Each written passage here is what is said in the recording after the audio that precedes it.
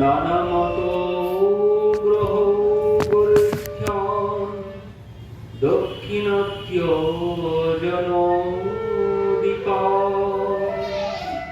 কৃপায়েনা বিমুচ্যৈত্যং গৌরশ্চক্রে সবৈষ্ণবা নানামত গ্রহপরিচ্ছন্ন দক্ষিণাত্য জনদীপা কৃপায়েনা বিমুচ্যৈত্যং গৌরশ্চক্রে সবৈষ্ণবা। নবম পরিচ্ছেদ মধ্যলীলা। নবম পরিচ্ছেদে প্রারম্ভিক কবিরাজ সংকট বলছেন, নানামত গ্রহ গোরস্থান দক্ষিণাত্য জনদীপান কৃপারিণা বিমুচ্যৈত্যং গৌরশ্চক্রে সবৈষ্ণবান। নানামত গ্রাহ গোরস্থান দক্ষিণাত্য জনদীপান, বলছেন সেই দক্ষিণাত্যে নানা মতের ভক্ত বাস করতেন। যেমন কি বলছেন, বৌদ্ধ, জৈন, মায়াবাদী আদি বহুবিধ মতরূপ, কুমিরের দ্বারা আক্রান্ত গজেন্দ্র রূপ দক্ষিণাত্যবাসী। দাক্ষিণাত্যে নানান রকমের মতবাদ ছিল, যেমন বৌদ্ধ, জৈন, মায়াবাদ আদি নানান রকমের ধর্মের সেখানে বিস্তার ছিল। তো বলছেন এই ধর্মকে কবিরাজ গোস্বামী কি বলছেন, যে এখানে যেন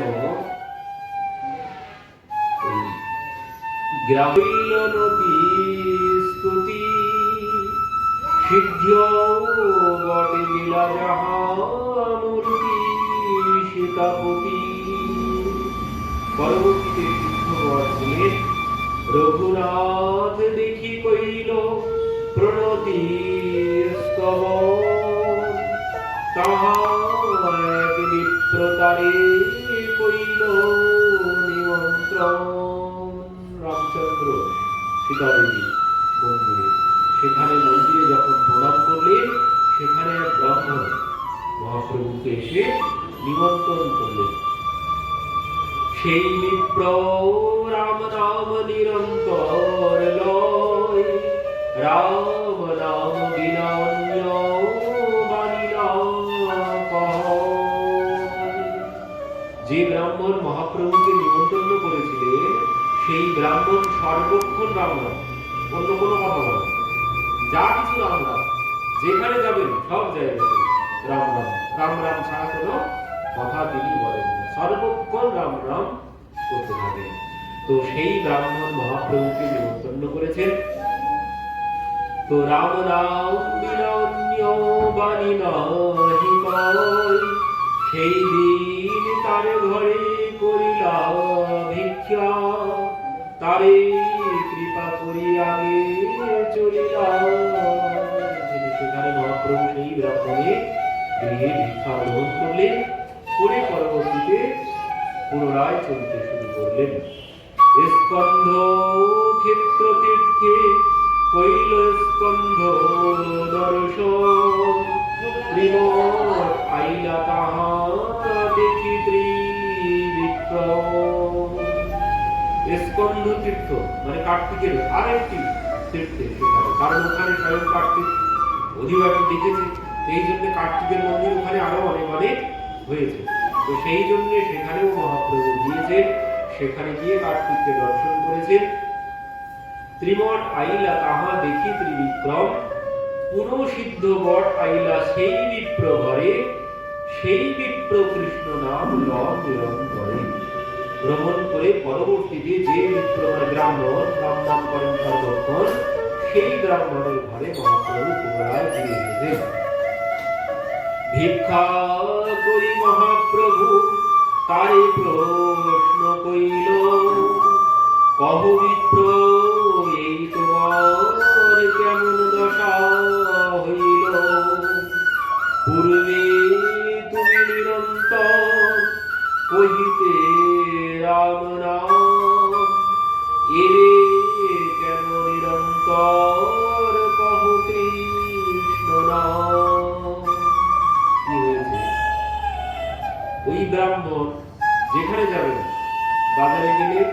রাম রাম। যেখানেই যাবে সর্বত্র রাম রাম ছাড়া কোনো কথা বলবে না। সব জায়গায় গ্রাম কাটা বাজার ঘাট সব কিছুতে রাম রাম বলে, অন্য কোনো কথা বলতেন না। তো এবার কি হয়েছে, মহাপ্রভুর যখন দর্শন পেয়েছে, এবার তার রোল গুলি পরিবর্তন হয়ে গেছে। আগে গুলি ছিল রাম রাম, এখন গুলি হয়েছে তার কৃষ্ণ কৃষ্ণ। এখন আর কৃষ্ণ ছাড়া আর অন্য কোনো কথা সে বলে না। যেখানেই যায় কৃষ্ণ কৃষ্ণ, সর্বত্র কৃষ্ণ নাম ছাড়া অন্য কোনো কিছু বলে না। তো মহাপ্রভু বলছেন, কি ব্যাপার, তোমার এই পরিবর্তন কি করে হলো? তুমি তো আগে রাম নাম ছাড়া কোনো কিছু বলতে না। বহুমিত্র, এই তোমার কি দশা হইল? পূর্বে তুমি নিরন্তর কহিতে রাম নাম, এবে কেবে নিরন্তর কহ কৃষ্ণ নাম। পূর্বে তো তুমি সর্বক্ষণ রাম নাম বলতে, তো এখন তুমি কৃষ্ণ নাম কেন বলছো? এই তোমার কি হলো? বিপ্র কহে তোমার দর্শন প্রভাব, তোমার দেখি গেলাম রাজন্ম স্বভাব। ব্রাহ্মণ বুঝে, তোমার দর্শন করে, তোমাকে দর্শন করে আমার সেই জন্ম থেকে স্বভাব, সেই স্বভাব সব চলে গেছে, সব চলে গিয়েছে। গিয়ে এখন আমি সর্বক্ষণ কৃষ্ণ নাম করছি। আমার সেই রাম নাম আর মুখে উচ্চারণ হচ্ছে না, এখন সর্বক্ষণ কৃষ্ণ নাম উচ্চারিত হচ্ছে। বাল্যাবধি রাম নাম গ্রহণ আমার, তোমা দেখি কৃষ্ণ নাম আইলো একবার। সেই ছোট্টবেলা থেকে, বাল্যকাল থেকে আমি সর্বক্ষণ রাম নাম করতাম, আর এখন তোমাকে দেখে সেই রাম নাম চলে গেছে। আর মহাপ্রভু এসেছেন এইখানে, মানে এর আগে আমরা নামের মহিমাকে শ্রবণ করেছিলাম। মানে উপাসনার মধ্যে শ্রেষ্ঠ উপাসনা হচ্ছে যুগল রাধা কৃষ্ণ নাম। আর এই নামের উপাসনা যিনি করবেন, বললেন ভগবান তার কাছে আসবেই আসবে, কনফার্ম। যিনি এই নামের নেশা করবেন, এই নামের উপাসনা করবেন, ভগবান তার কাছে আসবেই আসবে। এই উপাসনার থেকে আর অন্য কোনো উপাসনা নেই। অন্য কিছুতে ভগবান পাওয়া যাবে কি তার কোনো গ্যারান্টি নেই, কিন্তু এই একদম গ্যারান্টি দেওয়া, যদি কেউ এই নামের উপাসনা করে, ভগবান তার কাছে অবশ্যম্ভাবী আসবে। আজও আজও আসবে, তার প্রমাণ আমরা কত কত পেয়েছি। একজন আর নামটা তো খুব মনে পড়ছে না, তিনিও ঠিক কেমন ছিলেন, রাম রাম ছাড়া অন্য কথা বলতেন না। তো এক জায়গায় তার কাজ ছিল ওই কুয়ো বানানো, কুয়ো কাটা, আর ওই কুয়ো বানানো কাজ ছিল। তো পত্নী আর উনি নিজে কুয়ো থেকে মাটি তুলে দিতেন, পত্নী ধরে মাটি ফেলে দিতেন। তো তিনি সর্বক্ষণ রাম বলে মাটি তুলে দেবেন, অন্য শব্দ মুখে বলবেন, রাম নাম ছাড়া অন্য কিছু বলবেন না। এবার কি হয়েছে, একদিন ওই কুয়ো কাটতে কাটতে কি হলো, উনি তো সর্বক্ষণ রাম নাম করেন, সম্পূর্ণ আমার মনে নেই, একটুখানি মনে পড়েছে প্রসঙ্গ অনুযায়ী তাই বলছি। তো সেই রাম নাম করতে করতে হঠাৎ কি হয়েছে, দুর্ভাগ্যক্রমে চারিদিক থেকে মাটি এসে, হয় না, মাটি এসে সে কুয়ো সব বন্ধ হয়ে গেছে, তিনি চাপা পড়ে গেছে, মাটি সেই কুয়োর নিচে চাপা পড়ে গেছে, চারিদিক থেকে মাটি এসে পুনরায় সে কুয়ো সব বন্ধ হয়ে গেছে। এবার তার পত্নী আর কি করবে, মাটি চাপা পড়ে গেছে, আর কোনো কিছু করার নেই। এবার কি হয়েছে, পত্নী বাড়ি চলে গেছে। এবার অনুযায়ী, মানে আমাদের নিয়ম অনুযায়ী সবকিছু কাজকর্ম ক্রিয়াকর্ম সব হয়ে গেছে। এবার কিছুদিন পর কি হয়েছে, সেইখানে একজন যাচ্ছিলেন সেখান থেকে, এবার যেতে যেতে ওই সেই তার স্বরে, তিনি যে স্বরে সর্বক্ষণ রাম রাম রাম রাম নাম করতেন, ওই তার স্বর কর্মে গেছে।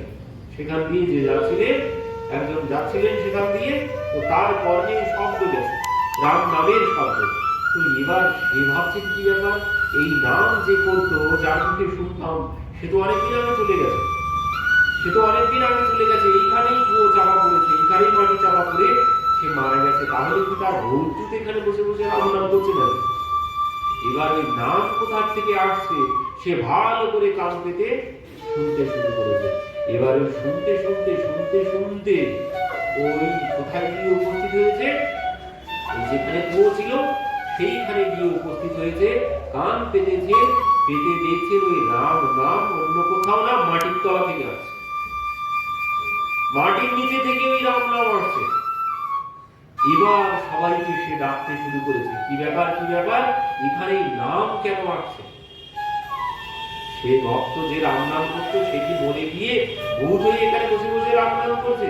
এবার সবাইকে বলেছে, আর এই বিষয়ে তো সবার কৌতূহল হবে, সবাই ছুটে এসেছে, গ্রামবাসী সবাই এসেছে। এবার এসে সবাই দেখছেন না ওইখানেই মাটির নিচের থেকে যেন রাম নাম আসছে। এবার মাটির নিচের থেকে আসছে দেখে সবাই কি করেছে, ওই মাটি সরাতে শুরু করেছে। এবার মাটি সরাচ্ছে যত, ততই রাম নামের ধ্বনি তত বাড়তে শুরু করেছে। এবার কি হয়েছে, মাটি সরাতে সরাতে সরাতে সরাতে সেই কুয়ো পুনরায় খোঁড়া হয়েছে, পুনরায় সেই কুয়ো খোঁড়া হয়েছে। এবার সেই কুয়ো খুঁড়তে খুঁড়তে দেখা গেল কি হয়েছে, ওই সেই ভক্ত সেই কুয়োর নিচে মরেনি, তিনি সেইভাবেই বসে আছে। সে কিভাবে বসে আছে, মানে কুয়োর মধ্যে, সরু কুয়ো, কুয়োর মধ্যে এইভাবে মাথাটা দিয়ে বসে আছে, হাতগুলো এইভাবে দেওয়া আছে, তার পিঠের উপরে মাটি সব চাপা পড়ে আছে, সম্মুখে সব ফাঁকা, নিচে সব ফাঁকা আছে, উপরে সব মাটি চাপা পড়ে আছে। আর সে ওই কুয়োর মধ্যে বসে বসে রাম রাম রাম রাম রাম রাম রাম রাম রাম করেই চলেছে। সবাই যখন মাটি তুলেছে অবাক, সে বসে বসে সেখানে রাম নাম করছে। বলছেন তুমি এখানে এইভাবে এতদিন, তোমার তো ক্রিয়া কর্ম সব হয়ে গেছে, এতদিন তুমি এখানে কি করে বসে আছো? তো বলছেন দেখো তোমরা আমাকে তৈরি বড় ভুল করেছো, আমাকে বার করে বড় ভুল করেছো। কেন? বলছেন আমি এখানেই খুব ভালো ছিলাম। কেন? তুমি কিভাবে বেঁচে আছো? বলছেন আমি বেঁচে আছি এই নামের শক্তিতে, এই নামের শক্তিতে। আমি এর মধ্যে বসে বসে প্রত্যেক দিন আমার প্রভু রামচন্দ্র জানকী মাতাকে এখানেই আমি দর্শন করতাম, এখানে বসে বসে আমি আমার প্রভুকে দর্শন করতাম। এই জন্য আমার কোনো কিছু হয়নি, তোমাকে আমাকে উদ্ধার করে তোমরা বড় ক্ষতি করেছো। কলিযুগের কথা, কলিযুগের লীলা। নামের এমন মহিমা এখন তার জানি, নামের উপাসনার থেকে অন্য কোনো বড় আর উপাসনা নেই। এই নামের উপাসনা যিনি করবে তার বিনাশ নেই, তার বিনাশ নেই। এই নামের উপাসনা যিনি করবে তার বিনাশ নেই। যান সিদ্ধবকুলে যান, এখনো হরিদাস ঠাকুরের গলা পাওয়া যাবে। এই নামের উপাসনা এমনই উপাসনা, এই উপাসনা যিনি করবেন তার বিনাশ হবে না, আর তিনি ভগবানকে পাবেনই পাবেন। ভগবান তার কাছে আসবেই আসবে সর্বক্ষণ। নিয়ম হচ্ছে সর্বক্ষণ এই নামের মধ্যে জুড়ে থাকতে হবে, অন্য কোনো কথা, অন্য কোনো শব্দ নয়। এইভাবে নিয়ম করতে হবে, অন্য কোনো শব্দ নয়। যা কিছু করবো সব এই নামের দ্বারাই। এই নামের এমন মহিমা। এই নামে বলছেন প্রভু তোমার দর্শনে আমার সেই রাম নাম চলে গেছে। এই যে এই সর্বক্ষণ রাম নাম করে মহাপ্রভু এমনি এসেছেন তার বাড়িতে, স্বয়ং ভগবান তার বাড়িতে এমনি এসেছেন। কেন এসেছেন? তিনি ওই নামের উপাসক, সেই জন্য ভগবান তার কাছে এসে ধরা দিয়েছেন। এই নামের উপাসনা যিনি করবেন ভগবান তার কাছে যে কোনো ভাবে তার কাছে আসবেই আসবে। এই জন্য মহাপ্রভু তার কাছে এসেছেন। এসে বলছেন কি আবার হলো, তুমি তো আগে রাম নাম করতে, এখন সে রাম নাম বাদ দিয়ে কৃষ্ণ কৃষ্ণ কৃষ্ণ কৃষ্ণ কেন বলছো, কি হলো তোমার? তো বলছেন প্রভু আমার তো সেই বাল্যকালের স্বভাব, বাল্যকাল থেকে আমি রাম নাম ছাড়া অন্য কোনো কিছু বলি না, কিন্তু তোমাকে দর্শনের পর আমার সেই রাম নাম চলে গেছে। এখন আমার বাড়িতে সর্বক্ষণ এই কৃষ্ণ নামই উচ্চারিত হচ্ছে। সেই হইতে কৃষ্ণ নাম জিহ্বাতে বসিল, কৃষ্ণ নাম স্ফুরে রাম নাম দূরে গেল। রাম নাম দূরে চলে গেছে, এখন শুধু কৃষ্ণ নামই উচ্চারিত হচ্ছে। বাল্যকাল হইতে মোর স্বভাব এক হয়, নামের মহিমা শাস্ত্রে করিয়ে সঞ্চয়। আমরা যেমন অর্থ সঞ্চয় করি, তিনি তো সঞ্চয় করেন। কি সঞ্চয় করেন? এক একজনের এক এক রকম স্বভাব হয় না, ব্যক্তি এক এক রকম বিষয় সংগ্রহ করে। দেখবে কত মানুষের কত রকমের স্বভাব আছে। কেউ পুরানো দিনের জিনিসপত্র সব গুছিয়ে গুছিয়ে রেখে দেন, কেউ ছোট ছোট সেই কানা কড়ি এক নিয়া দুই নিয়া সব গুছিয়ে গুছিয়ে রেখে দিয়েছেন। এমন এমন স্বভাবের মানুষ আছে। তো এনারও একটি স্বভাব ছিল ছোটবেলা থেকে। বলছেন প্রভু আমার ছোটবেলা থেকে একটি স্বভাব ছিল। কি স্বভাব? ওই নামের মহিমা, নামের মহিমা সংগ্রহ করা। মানে কোন জায়গায় কোন নামের মহিমায় কি বলা আছে, কোন শাস্ত্রে নামের মহিমা কি বলা আছে, সমস্ত শাস্ত্রে অন্য কিছু দেখতেন না। কোথায় কোথায় নামের মহিমা বর্ণনা করা আছে তিনি শুধু সেগুলোই এক জায়গায় করতেন। সমস্ত শাস্ত্র থেকে নামের মহিমা জোগাড় করতেন। কি বলছেন প্রভু? আমি পদ্মপুরাণে দেখেছি কি রময়ন্তে যোগীনন্তে সত্যানন্দে চিদাত্মনি ইতি রামপদেনাসৌ পরম ব্রহ্মভিধীয়তে। রময়ন্তে যোগিন অনন্তে সত্যানন্দে চিদাত্মনি ইতি রামপদেনাসৌ পরম ব্রহ্মভিধীয়তে। বলছেন প্রভু আমি পদ্মপুরাণে রাম নামের মহিমা পেয়েছিলাম। সেখানে কি বলছেন?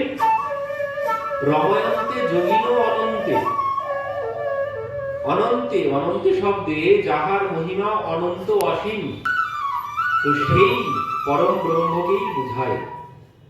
তো সত্যানন্দে, সত্যানন্দে সত্যানন্দ স্বরূপে যিনি সত্য স্বরূপ এবং আনন্দ স্বরূপ, সত্যম জ্ঞানম আনন্দম ব্রহ্ম, চিদাত্মনি যিনি আত্মার ও আত্মা, তাহাকে পরমাত্মা বা পরম ব্রহ্ম, এই রূপে অনন্তীয় সত্যানন্দ এবং চিদাত্ম এই শব্দগুলির প্রত্যেকটি পরম ব্রহ্মকে লক্ষ্য করিয়া বলা হইয়াছে। কি বলছে? রময়ন্তে যোগিন অনন্তে সত্যানন্দে চিদাত্মনি ইতি রাম পদে নাসৌ পরম ব্রহ্মভিধীয়তে। কি বলে? রময়ন্তে যোগিন মানে যোগীগণ, যোগী ঋষি মুনিগণ তারা কি করেন? রমণ করেন কোথায়? এই রাম নামে। যোগী ঋষি মুনিগণ তারা সর্বক্ষণ এই রাম নামের মধ্যে রমণ করেন। যোগীগণ যাহাকে রমণ করেন তিনি হইলেন রাম। তাহারা অনন্তীয় সত্যানন্দ ও চিদাত্ম স্বরূপ পরম ব্রহ্মেই রমণ করেন। তাই পরম ব্রহ্মই হচ্ছে রাম।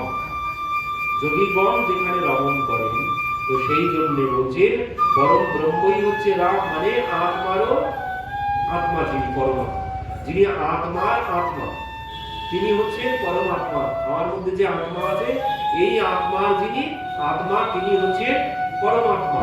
তো আমি পেয়েছি পদ্মপুরাণে তিনি কে? তিনি রাম। তো তিনি রাম, এই জন্য যোগীগণ যাকে রমণ করেন এই রাম নামের মধ্যে ডুবে থাকেন। তো আমি এই জন্য রাম নাম করলাম। আরো বলছেন প্রভু মহাভারতে আছে কি বলছে?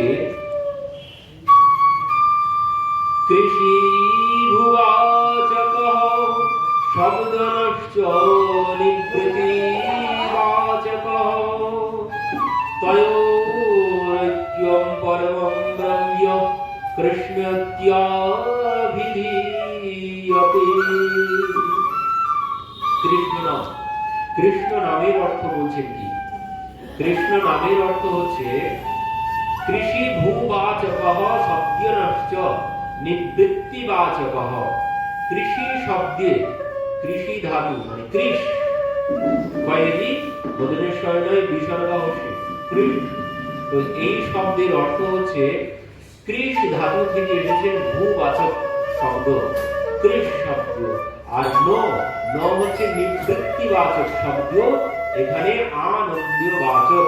তো এই জন্য কৃষ্ণ মানে হচ্ছে কি? সৎ মানে সত্য স্বরূপ আনন্দময়।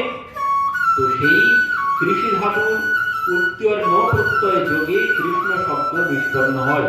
কৃষি ধাতুর অর্থ হচ্ছে সত্য বা সৎ, আবরণ প্রত্যয় অর্থাৎ আনন্দ। সুতরাং কৃষ্ণ শব্দ ও সৎ স্বরূপ এবং আনন্দ স্বরূপকে কৃষ্ণ বোঝায়।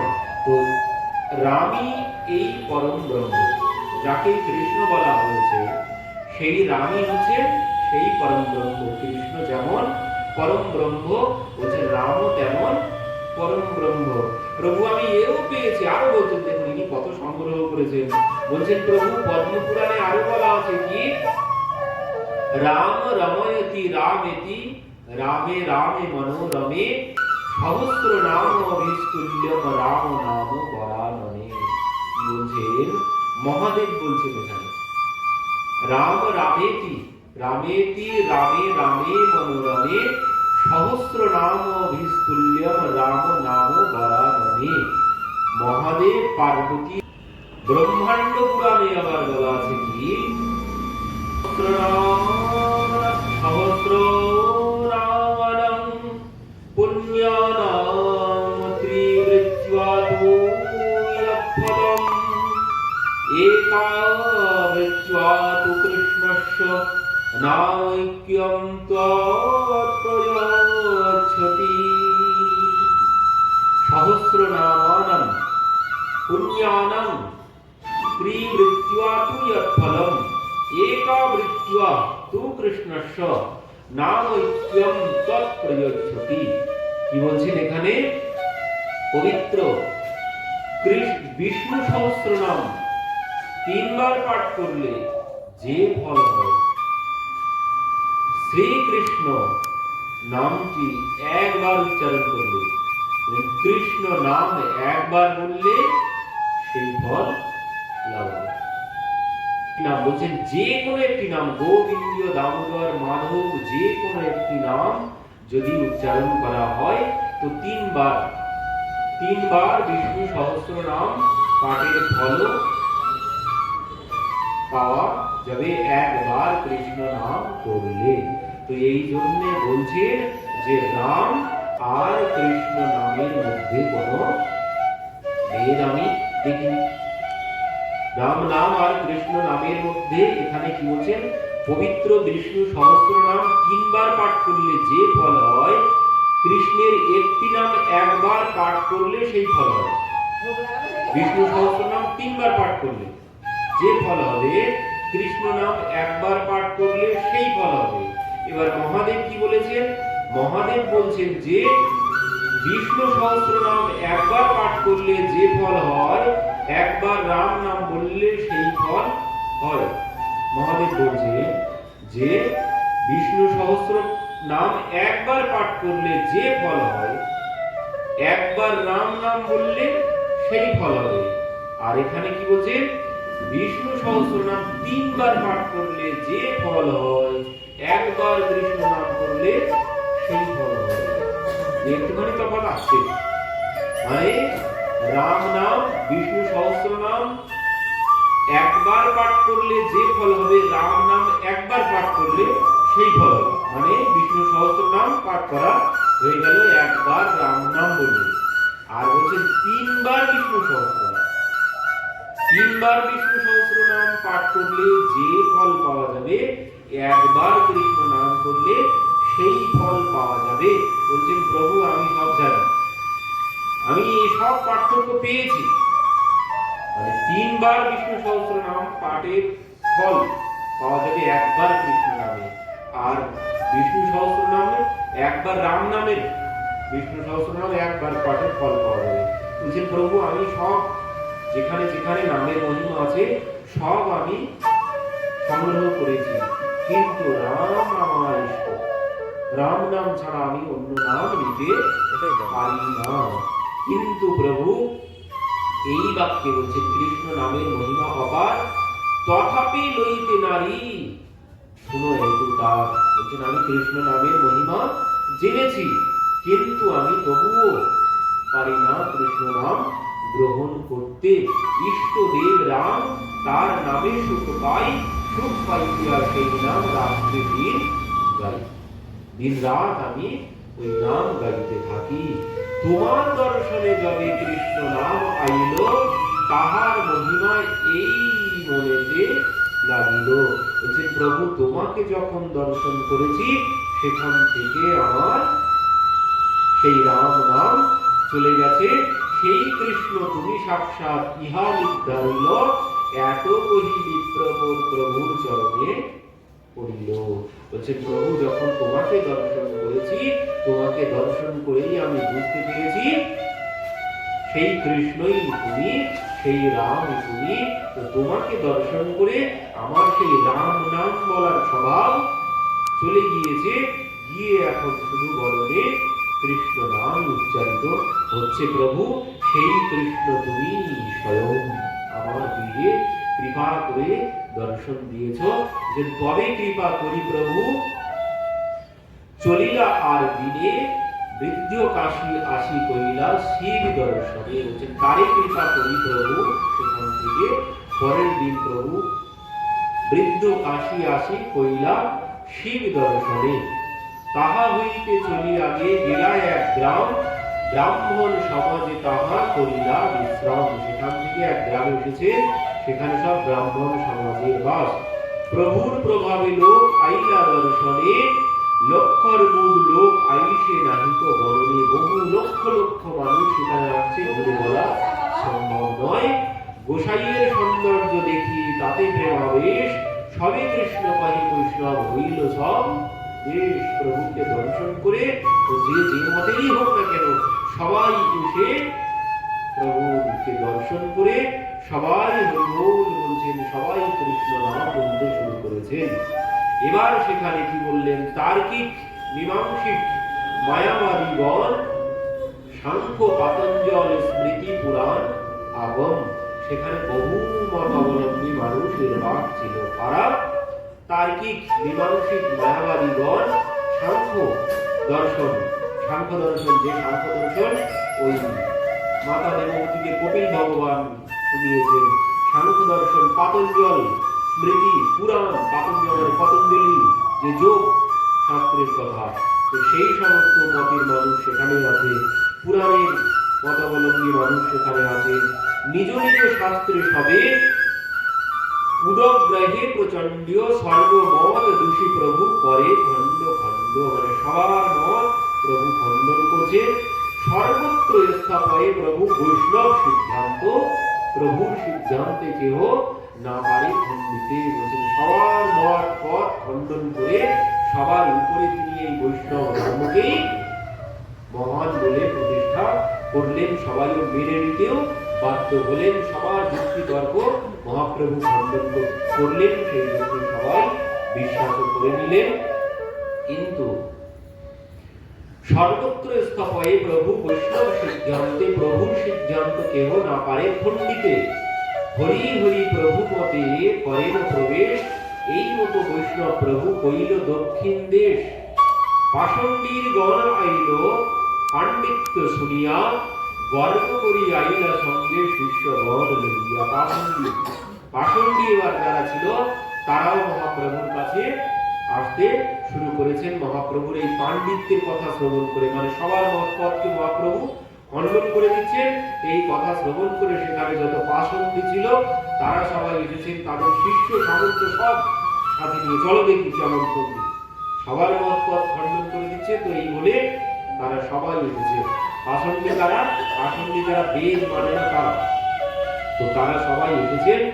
তো এবার গর্ব করি আইলা সঙ্গে শিষ্যগণ লইয়া, বৌদ্ধাচার্য মহাপণ্ডিত নিজ নবমেতে প্রভু আগে উদগ্রহ করি লাগিলা কহিতে। যদ্যপি অশুভাষ্য বৌদ্ধ অযুক্ত দেখিতে, তথাপি বলিলা প্রভু গর্ব খণ্ডাইতে। তর্ক প্রধান বৌদ্ধ শাস্ত্র নবমেতে, তর্কে খণ্ডিলা প্রভু না পারে স্থাপিতে। বৌদ্ধ মত, বৌদ্ধ ধর্মের যারা, তারা মহাপ্রভু তাদের সমস্ত মত তিনি খণ্ডন করলেন। বৌদ্ধাচার্য নবপ্রস্তিয়াব সব উঠাইল, দৃঢ় যুক্তি তর্কে প্রভু খণ্ড খণ্ড করিল। তাদের সমস্ত তর্ক সব খণ্ড খণ্ড করে দিলেন। দার্শনিক পণ্ডিত সবাই পাইল পরাজয়, লোকে হাস্য করে বৌদ্ধের হইল লজ্জা ভয়। সবাই হাসতে শুরু করলেন। বৌদ্ধ পণ্ডিত যারা ছিলেন তাদেরকে নিয়ে। প্রভুকে বৈষ্ণব জানি বৌদ্ধ ঘর গেলা, সর্ববৌদ্ধ মিলিত হবে কুমন্ত্রণা কইলা। সবাইকে বাড়িতে গেছে অপমান হয়ে, এবার পরবর্তীতে কুবুদ্ধি এসে মহাপ্রভুর কাছে পরবর্তীতে এসেছেন। অপবিত্র অন্ন এক থালিতে করিয়া প্রভু আগে আনিল বিষ্ণু প্রসাদ বলিয়া।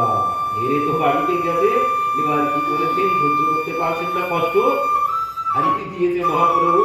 এই জন্য মহাপ্রভুকে অপমান করার জন্য কি করেছেন, তারা অপবিত্র অন্ন এনে এক থালায় করে এনে মহাপ্রভুর কাছে এনে বলছেন বিষ্ণু প্রসাদ নয় ভগবানের প্রসাদ বলে মহাপ্রভুর কাছে এনেছেন।